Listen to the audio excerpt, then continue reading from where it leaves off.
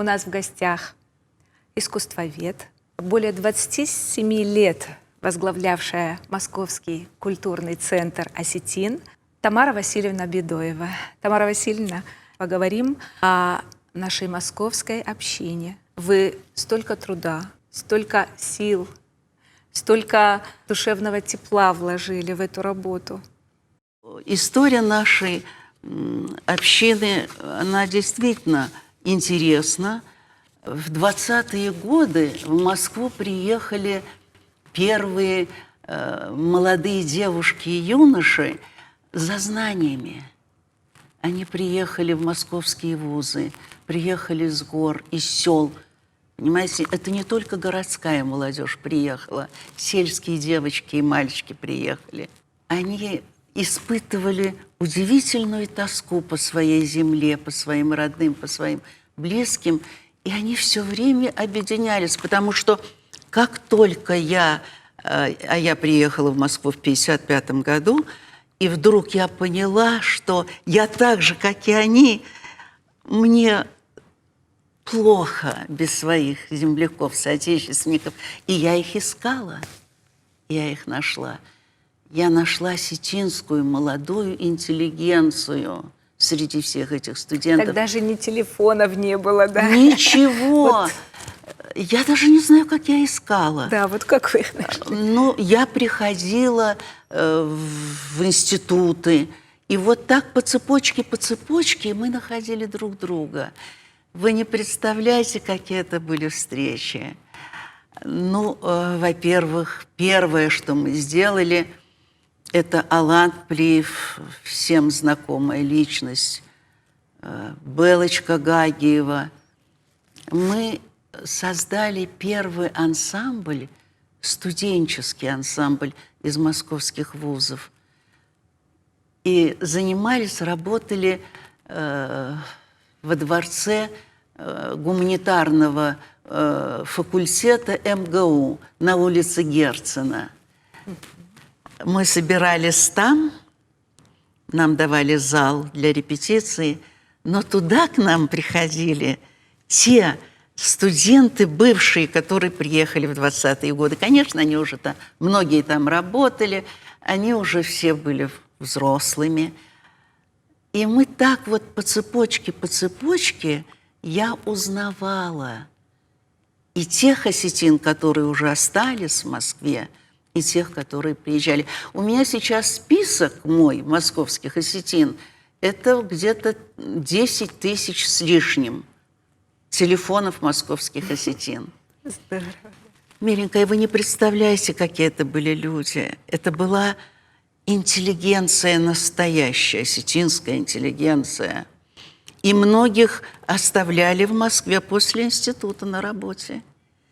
Не потому, что они хотели, вот как я. Закончила институт, меня отправляли в Улан-Удэ преподавать вновь открывшийся институт культуры, а мне так хотелось сюда. И я приехала, я работала 1,5 года здесь. Так же и они. Очень многих наших, Софья Борисовна Дзугаева, академик, доктор медицинских наук, лаборатория в институте, она мне всегда говорила: Тамарочка, ну приди ко мне, я тебе покажу мозг Сталина, мозг Ленина, мозг Ворошилова. И ты посмотришь, как отличаются наши мозги друг у друга. Да. Или Тахохова Зоя Абасовна. Уникальная женщина. А мне так хочется, чтобы вот здесь местные наши детки знали эти имена. Кто такая Тахохова? Она выросла здесь, на улице, сейчас Миллера, а это была улица Советов. Выросла девчонка, худенькая, неказистая. Ушла на фронт. Она была стрелком. Да. Ушла на фронт, была ранена, ее комиссовали. Она поступила тогда в Бауманский институт, закончила его с отличием. И знаете, она работала на заводе Хроничева. И она стала специалистом мирового класса. Весь мир, который работал в области космоса, не могли решить проблему бесшовного соединения корпуса космических ракет. Вы представляете? Она это открыла. А мы ее не знаем. А мы ее не знаем. Понимаете? Ее весь мир знал. Тамара Васильевна, мне кажется, у вас столько таких рассказов. Очень много, да. Мне Но кажется... это были первые студенты. Потом мы собирались в ресторанах, ну, потому что негде было собираться. Собирались в ресторанах в Будапеште, в Праге, в Пекине. Собирались по 500-600 человек. Представляете? И не только молодежь, да? Там уже старшие. И организаторами этих встреч были пожилые люди, то старшее поколение, которое осталось в Москве. И мы к ним приходили. Вы не представляете, как это было красиво, как это было достойно. Особенно в Праге, синий зал был, они удивлялись, откуда такие люди красивые? Как они танцуют, вы знаете. Я часто рассказываю молодежи, особенно девушкам. Я приехала в Ленинград, в Русский музей, потому что я должна была делать выставку работ из фондов Русского музея, и директором которого был Василий Алексеевич Пушкарев. Он 30 лет уже работал, он практически создал фонды Русского музея. Я приезжаю утром, прихожу в Русский музей, его еще не было, и секретарь говорит: подождите, я жду. Дверь приоткрыта, и она заходит и говорит: вы знаете, Василий Алексеевич, из Москвы приехала Тамара Васильевна Бедоева. И я слышу: Бедоева? Она говорит: да, пригласите. И я вхожу в кабинет, и поднимается из-за стола высокий, поджарый, такой мужчина в возрасте, казак, подходит ко мне, обнимает меня. Он меня не знал. Я не могу без слез об этом вспоминать. Он меня не знал. Ну, по фамилии, да, Бедоева, значит? Да, и он говорит: вы осетинка? Я говорю: да. Он говорит: вы знаете, я всю жизнь мечтал, чтобы у меня в заместителях была осетинская женщина. Я говорю: Василий Алексеевич, почему? Он говорит: вы знаете, я более красивых женщин, преданных, верных, ответственных в своей жизни не встречал. А я уже пожилой человек. Знаете, я заплакала. Он же потом с вами когда еще и поработал. Так вот, слушайте, да, мне пришлось с ним работать. Когда открыли Центральный дом художника, я преподавала в институте, вот, и мне предложили, значит, возглавить отдел и должность заместителя его. Вы знаете, я все годы, которые я работала с ним, я была в таком напряжении, чтобы он не изменил свою оценку моих соотечественниц. Понимаете? Я держала себя все время в тисках. Тамара Васильевна, а мне кажется, это ваше воспитание, это ваша воспитание, внутренняя культура. Вот я хочу, чтобы мы вспомнили ваших родителей. Да, воспитание, конечно, я выросла в патриархальной семье. Мама – это сестра Урышпи Зортова, улицы Зортова, да. Там такая история, это действительно была, дедушка у нас был очень суровый, он вообще не представлял, чтобы кто-нибудь из его дочек мог идти в школу и учиться, представляете, да. Вот. Но Урышпи, когда приехал, мама рассказывала, из Санкт-Петербурга, он ее выучил, она окончила гимназию, женскую гимназию окончила, но вышла замуж за папу, он был офицер. Ну, вы же понимаете, да? Вот мы две дочки, я и сестра, но росли мы в очень суровых таких рукавицах. Там очень. этикет, надо было соблюдать. Да. Поэтому я часто очень бывала в Ильхотово, я в Накавец, в Шелмонков. Я так любила это село. Ерон Маймулита, я как вспоминаю, часто рассказываю, что такое Ерон Маймулита. Часто рассказывала вот молодежи вот эти праздники, у кого родился сын, и вот они одевались и шли в эти дома. Это так интересно было, но папа, он был мягкий, а мама была очень суровая, и Да, мама наоборот. была очень суровая, очень. Ну вот теперь мне понятно, почему ваш будущий супруг делал несколько попыток, да, Виноварта заслать, Да, если вот мама вот таких строгих Да, нравов. она была очень строгих. Они, наверное, в штыки встретили, что не своей нации, да? Да, да, это ж было я- очень сурово. Папа был не против, а мама категорично, она была очень. Но я не подвела маму, ни сестра, ни я, мы не подвели маму. Понимаете, ну вот вам случай. Я когда после института приехала в Осетию, ну, отправили меня работать в Архонку. И через месяц я была избрана секретарем райкома. Представляете? Секретарем райкома я была избрана и 1,5 года проработала. Работала с удовольствием. Это вы с молодежью, да, Да, работали? первым секретарем райкома комсомола. Ага. Но вы знаете, каждый раз, когда я уезжала на работу, я жила в городе, около театра я жила, каждый раз мама меня осматривала с ног до головы и говорила: ты плохо одета для того, чтобы вот ехать на работу в район. Ты едешь к осетинам, а уж когда в Осетинск... Агарсы Берудок Абана. Да, да, и она мне специально шила платье. И говорила чулки, особенно в Гизеле, Ленарта, Калмай, Рамадам.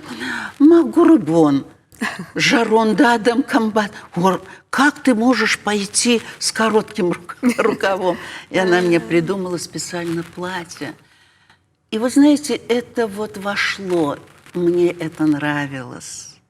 Мне это нравилось, потому что я понимаю, что время диктует, у каждого времени есть свои приоритеты, но нужно уметь сочетать, Да. понимаете, то, что свойственно нашему народу, то, что выработалось веками, все традиции, обычаи, которые, они ведь были не самые худшие, если не самые лучшие. И вот она мне это передала. Я не страдала. Это говорило о моем уважении к тем людям, к которым я приезжаю, потому что у них сложились свои традиции, свои обычаи, где-то семейные, традиционные уже, понимаете? Я на этом выросла, и я это ценила.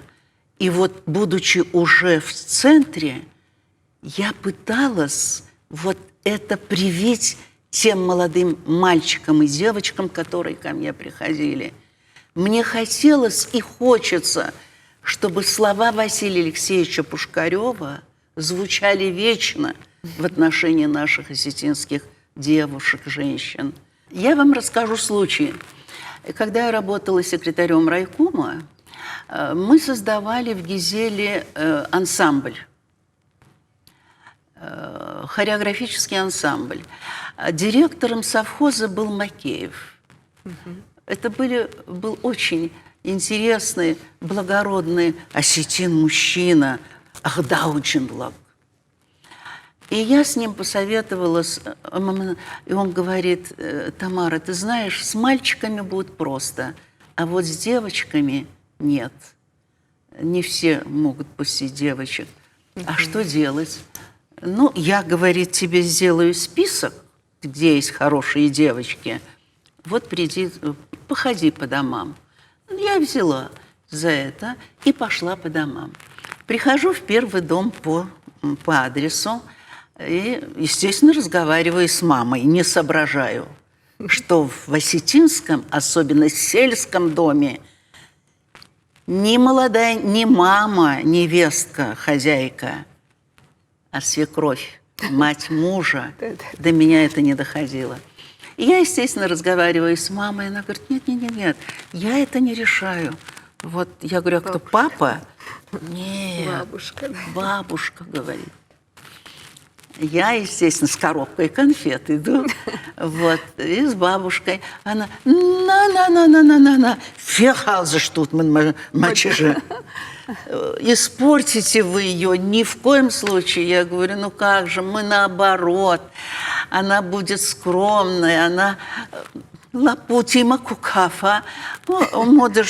Она вырастет, будет на свадьбу ходить. Она же должна уметь. Я ее научу, она говорит.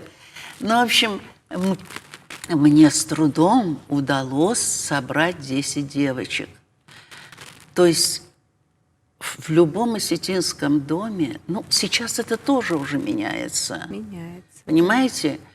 Тогда это было очень активно. Хозяйкой дома, ее даже не видно, является старшая. Ну, вообще так и должно быть, Понимаете? правильно? Не молодая невестка, нет, она. Это мудро, потому что наши пожилые люди, не потому что я уже пожилая, это с молоком матери у меня. Я же помню свое детство. Наши пожилые люди, они ведь всю свою жизнь отдали нам, своим детям, потом внукам. Они несут тепло, они несут уют. Я знаю, что, работая в культурном центре, вы очень многое делали, чтобы приглашать туда старших. Ой, Чтобы, конечно. особенно ветеранов войны, Да. да? И как вот в этом году... Это не просто ветеранов войны. Вы не представляете, какие это были старшие. Одни их имена – это легенды. Одна Нина Дзараховна Секинаева чего стоила. Вы Секинаева, да? Одна Нина Дзараховна Секинаева чего стоила. Врач, заслуженный врач. Она была с характером. Ей было уже 95 лет. Она устраивала встречи. Она собирала осетинскую интеллигенцию и устраивала чаепитие. В 95 лет она написала 2 книги. 3-ю, к величайшему сожалению, она не успела. Та же Софья Борисовна Дзугаева. Боже мой, это вот такая маленькая женщина, доктор наук, академик, зав. Лаборатории, где хранятся мозги великих людей. Жила она в Мали, она дружила с Василием Ивановичем Абаевым.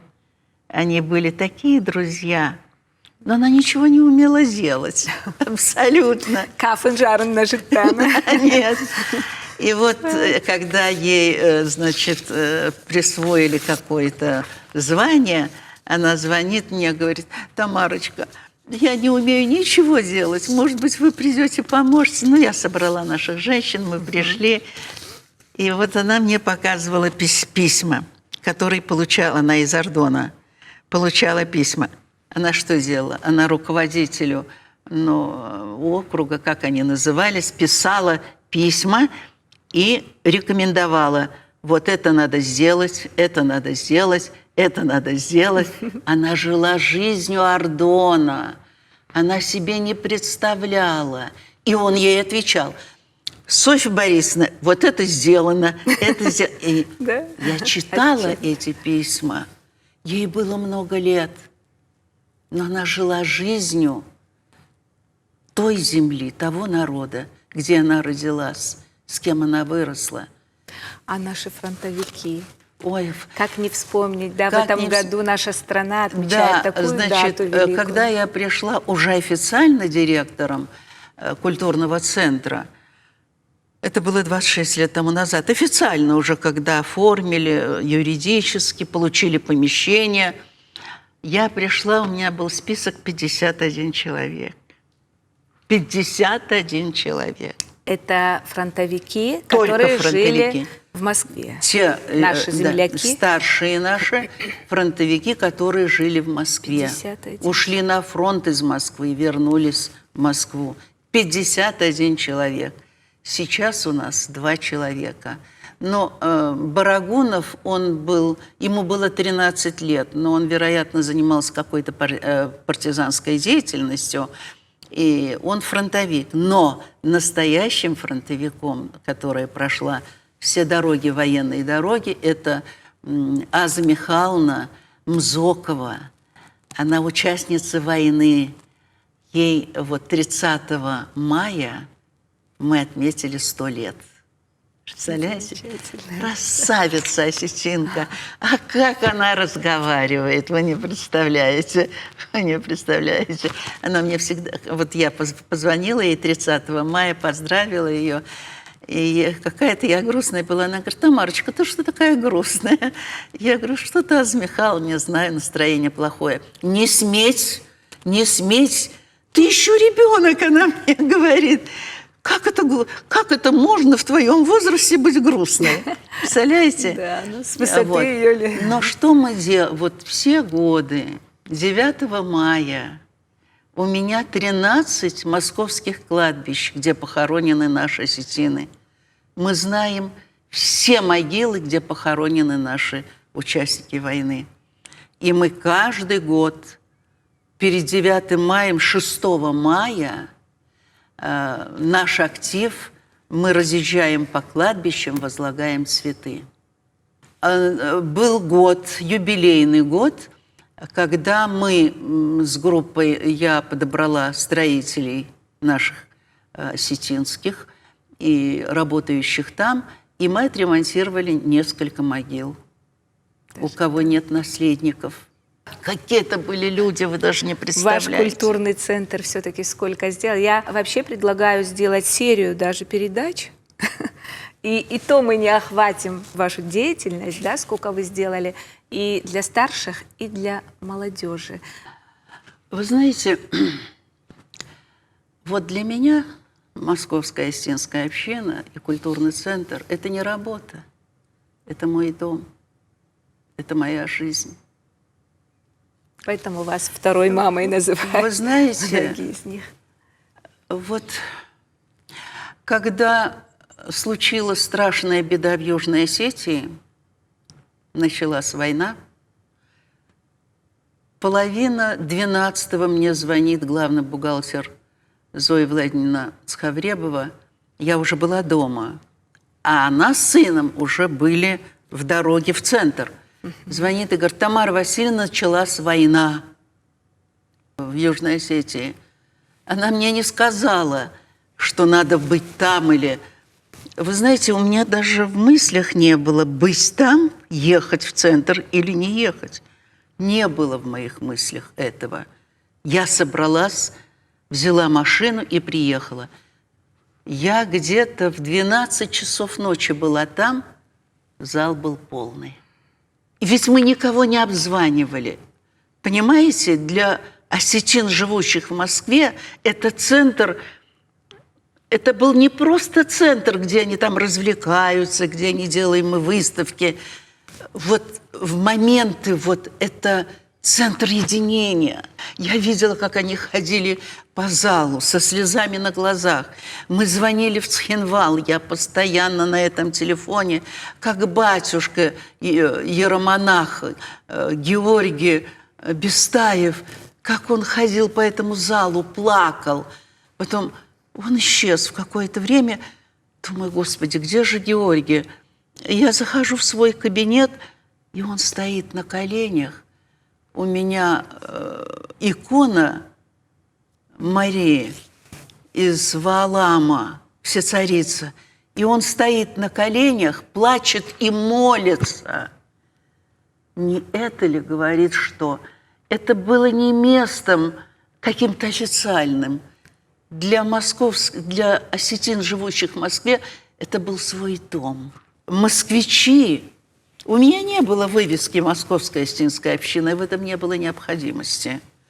Понимаете, тонны, я 225 тонн гуманитарной помощи отвезла в Цхинвал. А Беслан, если, вы знаете, это были такие моменты, что просто тело содрогалось, когда ребят уже привезли в Москву. Я была начальником штаба по оказанию помощи Беслану. Мы дежурили сутками, оттуда не выходили. Вся Москва у нас как на ладони была. Все-таки к нам хорошо относятся в Москве, к осетинам. Сейчас как-то мы, ну, я думаю, это временное явление. Нам и среднему поколению трудно жить, а мы уже взрослые, уже состоявшиеся личности. А что же молодежи делать? Она в растерянности. Где более сильные, большие диаспоры, по всему миру я имею в виду, они все делают для того, чтобы сохранить язык, культуру, нацию. Они открывают даже школы, да? Дай Бог, чтобы центр вот, определил Вот для себя говоря о основные молодежи, приоритеты. Тамара Да. Васильевна, вот скажите, у нас же талантливая молодежь. Очень. Очень. Я в свое время, будучи преподавателем в Институте культуры, лет 10 была заместителем председателя приемной комиссии. И для меня это были самые страшные месяцы, вот приемные экзамены. Я всегда страшно нервничала, потому что всегда было очень много заявлений от Северной Осетии.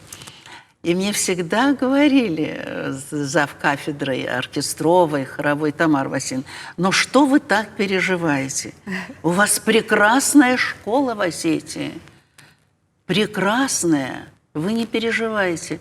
У нас, говорит, не было случая, чтобы абитуриенты, окончившие школы искусств, музыкальные школы Осетии, не прошли. Понимаете? И все равно я нервничала. Все равно я нервничала. Но я должна вам сказать, никогда, ни разу меня не подвели мои земляки. А вот, например, когда вы организовывали мероприятия в культурном центре, мне кажется, все артисты всегда поддерживали, да? Да. Становились рядом. Да, Это ж да. здорово Вы знаете, тоже, я пыталась... Понимаете, есть вещи, которые вот современные. Ну вот, например, Игорь Гукинати, основатель осетинской эстрады. Да. Ведь у него был юбилей. А кто его знает? Никто его не знает. Это Алла Сгоева, танцовщица наша, знаменитая, заслуженная артистка РСФСР. Они вместе были, работали. Игорь умер на сцене. Вышел, объявил номер и прямо на сцене скончался. Представляете?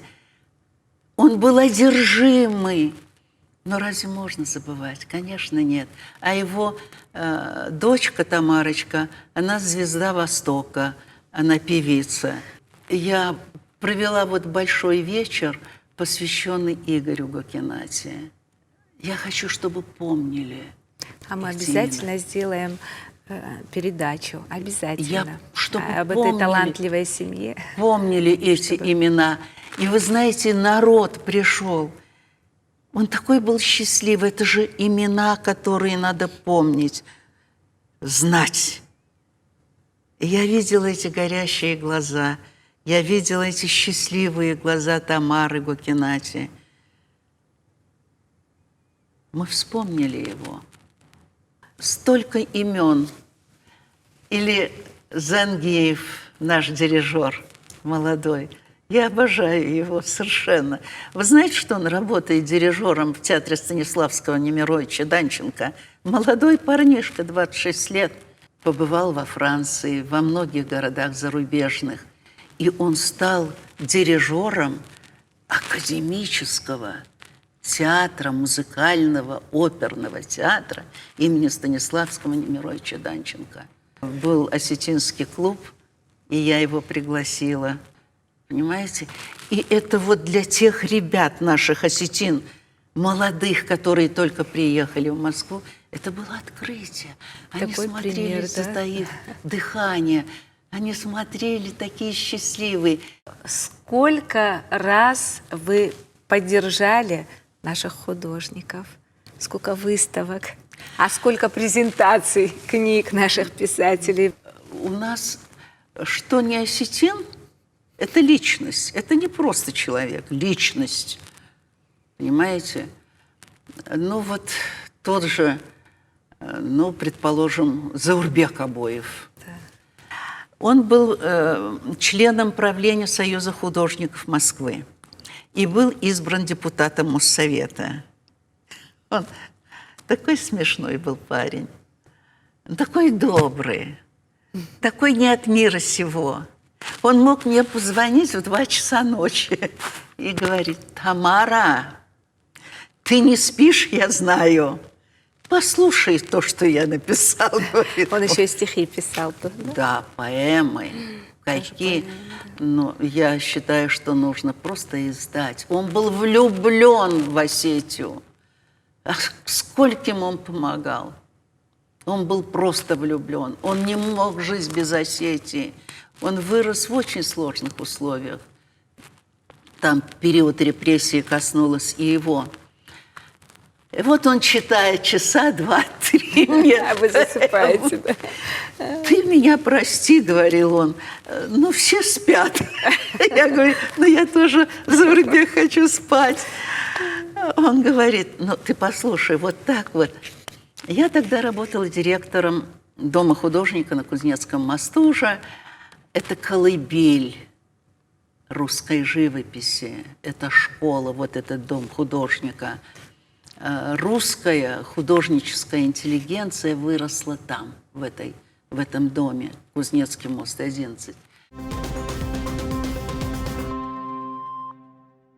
Тамара Васильевна, вы еще умудряетесь устраивать выставки нашим художникам, которые из Осетии. Да, вот, ведь благодаря вам прошла выставка. Да. Ну, потому что Ефима Бутаева. Я сейчас Ефиму перейду, но мы здесь вот, когда последний год был Дни культуры Осетии в Москве, последняя выставка была в моем зале. Я приехала сюда, отобрала работы, все были потрясены, и все тогда признали, какой уровень художнический в Северной Осетии. Это была удивительная выставка. Дни культуры национальных республик. Это был последний выезд нашей республики. Это были спектакли, это были музыкальные концерты, это были выставки. И потом было более 100 работ представлено, осетинские. Какие имена были, боже мой. Москва валом валила на эту выставку. А что касается Бутаева, мне далеко не безразлично состояние изобразительного искусства, потому что у нас очень сильные художники. На Северном Кавказе равных нам нет. Не потому, что я осетинка, я трезво смотрю на вещи. Равных нам нет. По линии ЮНЕСКО в свое время по линии ЮНЕСКО сделали выставку художников Северного Кавказа. Чечня, Ингушетия, Дагестан и мы. И вот знаете, я выросла в своих собственных глазах. Я была там как зритель.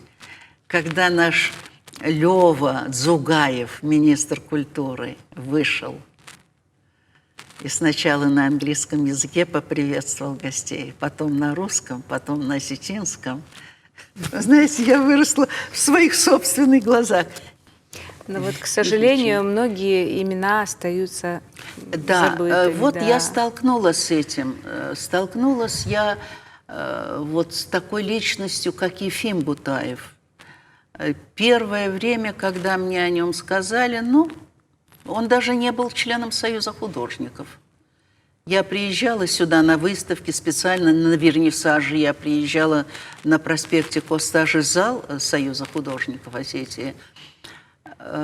И никогда это имя не звучало. И вдруг его сестра Ирина Михайловна звонит мне, говорит: Тамара Васильевна, вот вы знаете, вот юбилей у моего брата, вот мне бы хотелось вот как-то отметить в центре. Я говорю: приносите работы, но репродукции принесли мне, посмотрела, я была потрясена. Я не ожидала.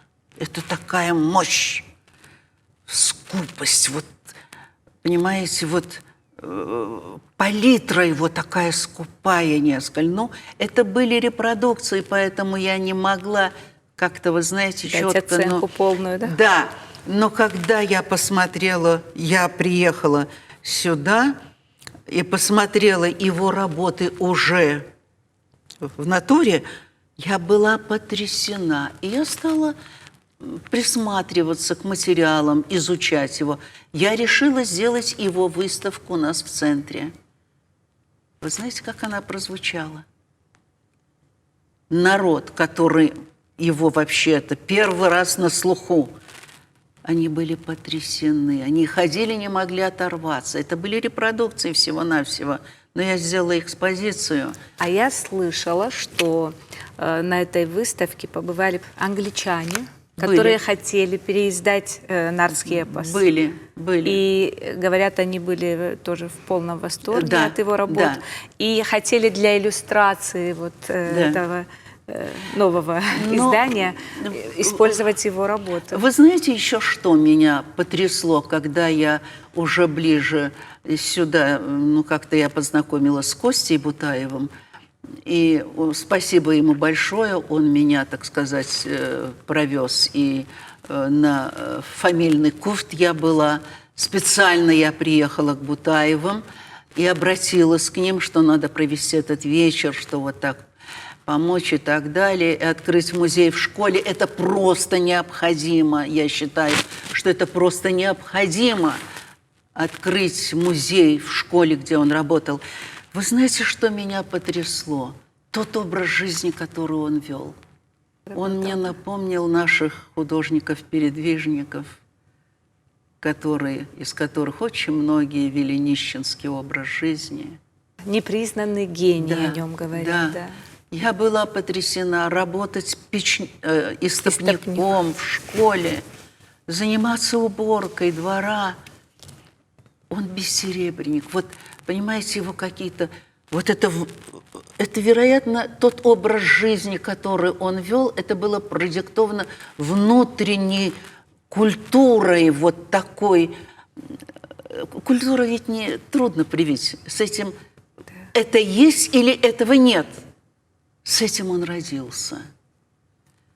Вот эта скромность нечеловеческая, вот эта одержимость его, вот эта скупость не в материальном отношении, ему нечего было давать и брать, а вот в каких-то... Он понимал, что он материально, экономически не на том уровне, чтобы вот общаться с определенным миром.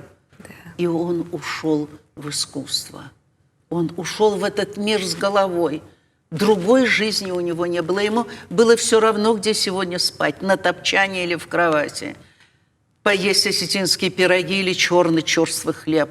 Он об этом не думал. Понимаете, это меня потрясло. В наше время такая вот совершенно непонятная современному человеку непонятный образ. И ведь в это мало кто поверит. А я верю. А такие люди становятся более известными с годами. Вот, мне кажется, еще пройдет вот время. Пройдет, да. О нем еще заговорят, время я уверена. скажет, время скажет. Мы очень хотим, чтобы на нашем канале, на национальном канале «Осетия и Руштон» звучали все имена наших земляков.